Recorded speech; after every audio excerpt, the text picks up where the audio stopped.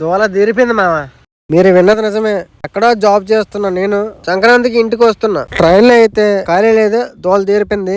అవన్నీ ఎందుకని సరదాగా నవ్వుకునే సన్నివేశాలు తీసాను, చూసేయండి. ఇప్పుడు అలాగే ఉంటదలా. లడ్డు ముత్యాన అవతార ఈగిన సంచారి దేవర.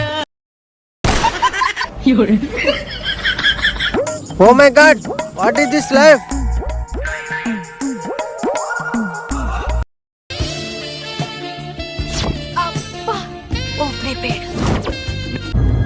అంటే ఎస్. మజ్జిగ మజ్జిగ మజ్జిగ మజ్జిగ మజ్జిగ.